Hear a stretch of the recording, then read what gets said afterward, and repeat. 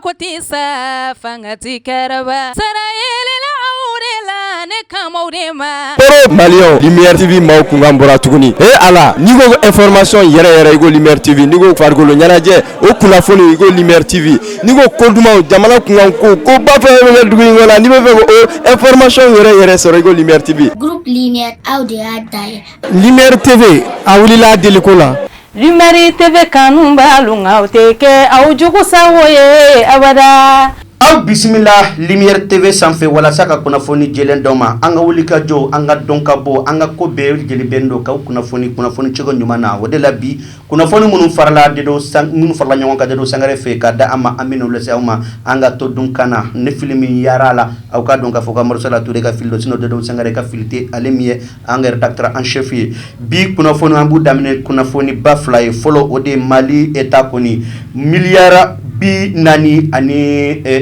a kungan fɛ ana mugan ni segin kungan fɛ o de bi tunu an ka jamana in kɔnɔ san o san ka taa dɔw la n'o ye maa ba 30 ani ko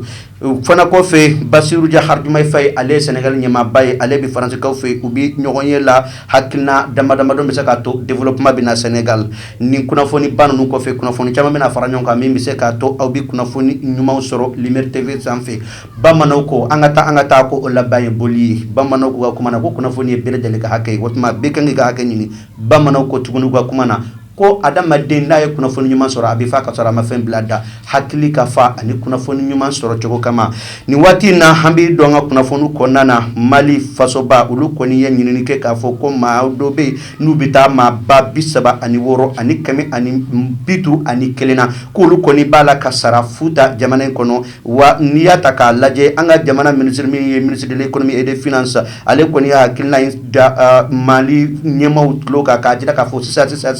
ko ni maa ninnu kɔni k'u ka sara bi jɔ u ka sara bi kɔni bɛ taa fo miliyari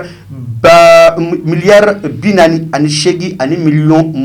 28 n'a kunkan fɛn la n'i y'a ta k'a lajɛ ni wari in kɔni ye fɛn ye fɛn min ni a bɛ se ka fɛn dɔ ɲɛ secteur dɔ la mais a kɔni bɛ dɔn ni maa ninnu sara la jɔn b'a dun ɲininkali gɛlɛn maa si t'a dɔn fɔlɔ o de senfɛ septembre kalo nata ko nin sara ninnu kɔni k'u tɛ viré bilen maa si ka compte la ni wari in kɔni k'a bɛ taa faso wagadeba a kɔnɔna na désormais n'i y'a ta k'a lajɛ ni maa ninnu ye maa ye maa minnu ni jamana ka système intégré de gestion des ressources humaines GRH ale kɔni t'u dɔn sabula nin ye système sigilen no sen kan min bɛ se ka to wari bi tɛmɛ a bɛ lajɛlen bi ye a bɛ sɛgɛsɛgɛ a bɛ dɔn karisa tɔgɔ de ka wari dɔn karisa de b'a sɔrɔ wa nin kɔni jirala k'a fɔ ko nin maa ninnu u dɔnnen tɛ nin système ba in fɛ n'an bɔra yen a bɛ fɔ fɛn min ma ko l'INPS o ye cakada ba dɔ ye cakada min ka baara ɲɛsinnen don ka adamadenw ka lakanako kɔni i n'a fɔ adamadenya yɛrɛ taabolo fɛ ani kɛnɛya ko fɛ ani accident min ni a bɛ se k'i sɔrɔ baara la ko o bɛɛ lajɛlen dɛmɛ don maanifinw ma o de la olu kɔni ye jateminɛw dɔ kɛ k'a jira k'a fɔ ko mardi tɛmɛnen n'o ye kunun ye u ye ɲɔgɔnye ba dɔ kɛ ɲɔgɔnya min kɔnɔna na min kɛra Bamakɔ yan k'a jira k'a fɔ ko nin maa ninnu kɔni u kan ka wuli ka jɔ ni baaraw kɛ baara min bɛ se k'a to a bɛ fɔ fɛn ma ko AV socio-sanitaire o ye maa minnu tɛ fangala baara la mais olu caman bɛ yen nɔ u b'u yɛrɛ ka baara la n'a bɛ fɔ a ma ko kɛnyɛrɛ baarakɛlaw olu kɔni bɛ se ka n'u tɔgɔ sɛbɛn fɔ a ma ko assurance volontaire AV n'i y'a ta k'a lajɛ nin kɔni ye ko ye ko min n'a bɛ se ka nafa lase bɛɛ lajɛlen ma o de la a ɲininen don ko bɛɛ lajɛlen ka t'i ka maa tɔgɔ sɛbɛn nin ko in na kɛnɛya ko ani gɛlɛya min bɛ se ka sɔrɔ baara kɔnɔ n'a fɔ a ma ko accident du travail a n'a ɲɔgɔnna caman nin kɔni bɛ se ka a hakili ani lafiya k'a lase adamadenw ma minnu bɛ baara la cakada wɛrɛw la minnu tɛ jamana yɛrɛ ta ye ou bien ani minnu yɛrɛ bɛ ka u yɛrɛ ka baara kɛ n'an bɔra o la i bɛna ye k'a fɔ ko a jirala k'a fɔ ko ni AV in kɔni ka a sɛbɛnnen don yɔrɔ caman na yɔrɔ min ye n'a bɛ fɔ olu ma ko précisément an ka dɔgɔtɔrɔso n'a bɛ fɔ a ma ko CCRF nu ɲɔgɔn na ko ninnu kɔni sɛbɛnnen bɛ yen nɔ n'i taara n'i ka carte ye kɔni n'a b'i bolo carte AV n'a b'i bolo dɔrɔn i bɛ ta en charge min bɛ se k'a to nɔgɔya da bɛ k'i ye n'an bɔra o la an bɛ taa an ka jamana kɔ kan n'o ye fasoba Maliba a ko ye n'an taara yen nɔ Guinée Bissau olu ka ɲɛmaa ministre ɲɛmaa précisément n'u b'a wele ko Burama Kamara ale kɔni ye maa ye maa min ni a ye gɛlɛya sɔrɔ kunun mardi tubabukalo tile 26 sɔrɔ san 2025 o kalo n'i y'a ta k'a lajɛ kɔni ka to ɲɔgɔn ye ba dɔ kɛnɛ kan ale bɛ ka jateminɛw ni hakilinaw fara ɲɔgɔn kan bɛ se ka to baara bi ɲɛ cogoya min na Guinée Bissau bolo a ye gɛlɛya dɔ sɔrɔ n'a bɛ fɔ a ma ko malaise ale kɔni ye maa ye maa min di u y'a ta joona joona ka taa n'a ye Sénégal dɔgɔtɔrɔsoba a la ka taa a furakɛ yen nɔ wa an bɛ a ɲini Alahu Taala fɛ Ala ka a ko jatigɛ ka a bonya ni a ma siba ye n'an bɔra yen nɔ an bɛ taa Sénégal kaw fɛ yen nɔ hali sisan olu kɔni ye u ka ɲɛmaaba n'o ye Basiru Jahara Jumayi Fayi ale kɔni ye maa ye maa min bi yɛrɛ n'o ye mercredi tubabukalo tile 27 san 2025 utu kalo ka a kɔni bɛ Faransi kaw fɛ yen nɔ u bɛ ɲɔgɔn ye la fɛn minnu ka o de baaraw bɛ se ka kɛ ɲɔgɔn fɛ cogo min na Sénégal ni Faransi bɛ se ka tigɛ ɲɔgɔn cogo min na ka baaraw kɛ a baara ninnu kɔni bɛ taa a bɛ boli commerce sira fɛ ani i n'a fɔ investissement o tɛ ka wari kɔni ka a do baaraw do sira fɛ wa ani kalanko fo ka taa fara lakanako ani taɲɛ ko k'u bɛna ɲɔgɔn ye kɛ ni baara ninnu bɛɛ kan ninnu kɔni ye fɛn ye fɛn min ni a bɛ ka boli Faransi ani Sénégal ni ɲɔgɔn cɛ an filɛ waati min na hali n'a sɔrɔ farafinna jamana dɔw bɛ yen olu y'a jira k'a fɔ ko Faransi de y'u ka gɛlɛya ye Sénégal kɔni ɲɛma a n'aw kɔni bi ɲɔgɔn yɛlɛ bɛ se k'a to u bɛ se ka baaraw kɛ ɲɔgɔn fɛ n'an bɔra yen nɔ aw ka dɔn k'a fɔ ko kunnafoni kɔni an b'o ɲini su ani tile an ye mana ɲuman min sɔrɔ an b'o lase aw ma Côte d'Ivoire an b'a tɛmɛ yen nɔ an b'a fɔ ko Ala ka na ni hɛrɛ ye sabula an ye bɔra ka a kunnafoni min d'a ma kunun n'o de ye gɛlɛya kɔni sera Côte d'Ivoire denw dɔ ma an y'a mɛn ko Ivoirien ka ɲɛmaaw kɔni bɛ wuli ka jɔ ni baaraw bɛɛ lajɛlen bɛ se ka to olu bɛ se ka lakana kɔni k'a kɛ ka ɲɛsin u ma o de la maaw dɔ bɛ yen n'o ye maa hakili juru cɛrinnaw dɔ bɛ yen ko Sénégal Mali Burkina Faso Côte d'Ivoire ka taa fara la Guinée Conakry ani i n'a fɔ Niger ka ko bɛɛ kan k'u tigɛ ɲɔgɔn ma ka terrorisme kɛlɛ min bɛ se ka to maa si kana kɔlɔlɔ sɔrɔ a ko la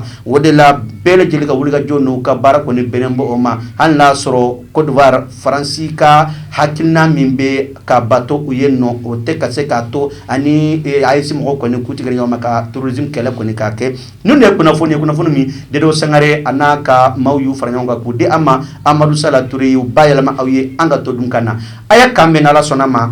sini nin waati kelen nin kɛnɛ kelen in kan nin chaîne kelen in sanfɛ. Salam alaikum, c'est moi Princesse Seyda Maba, toujours la fierté de l'AES. Bamako cɛ ani muso denmisɛn groupe Lumière TV aw de y'a da ye a ɲɛmɔgɔba o ye tonton Amadou Sala Touré. Maliden yo an ka bɛn kelen ma an k'an bolo di ɲɔgɔn ma k'an faso Mali bɔ nɔgɔ la. Kɔrɔya ye hakili ye kɔrɔya man ka kɛ jawili ye kɔrɔya mana kɛ jawili ye denmisɛnnin hakili ma ne b'o laji an tigi b'an fa minnu kan ni olu kɛra faso cibaga ye tun o b'anw siran anw denmisɛnw jigi bi tiɲɛ komi ti kɛ komi ti fɔ komi ti ye tiɲɛ kɔnɔ anw bi ko bɛɛ danni ye bi anw ka Maliba in kɔnɔ. Europe Malien Lumière TV maaw kunkan bɔra tuguni Ala n'i ko information yɛrɛ yɛrɛ i ko Lumière TV n'i ko farikolo ɲɛnajɛ o kunnafoni i ko Lumière TV n'i ko ko dumanw jamana kunkan ko ba fɛn fɛn bɛ dugu in kɔnɔ n'i bɛ fɛ ko. balimakɛw n balimamuso électronique de jɔyɔrɔ bɛ aw la o banna pewu walima sokɔnɔminɛnw misiri kɔnɔminɛnw studio minɛnw salle de conférence minɛnw fo ka taa se bafuluminɛnw ma mɔgɔ kelen pe sɔrɔ yɔrɔ kelen pe. Hatɛ Fune Dumasi Chez Mamoutou Traoré yele électronique a filɛ ni bɔra Membo sirafara la k'i bi yɛlɛ ka taa centre meublé fan fɛ yanni ka fara juste i bi i côté gauche lajɛ yele électronique chez Mamoutou Traoré i b'a sɔrɔ yen nɔ i mɔgɔ mana se minɛn o minɛn ma a minɛn bɛɛ lajɛlen bɛ yen i n'a fɔ bafoule guitare lampadaire chaise micro piano b'o la batterie ampli microphone fo ka taa se lumière ma maa o maa bɛ yen k'i b'a fɛ ka galon bɔnda o tuma na sa boli biribiri i ka taa se yele électronique chez Mamoutou Traoré ka yɔrɔ la. N'i ye ɲɔgɔnmɛ bila cɛncɛnkulu sanfɛ tɛgɛ t'a yira tuguni dɛ. O ye cɛ Funɛ Dumasi o tuma na sa an bɛɛ lajɛlen ka wuli ka jɔ kɛ an ka Mamoutou Traoré ka yɔrɔ sɛgɛrɛ yele électronique. Hatɛ.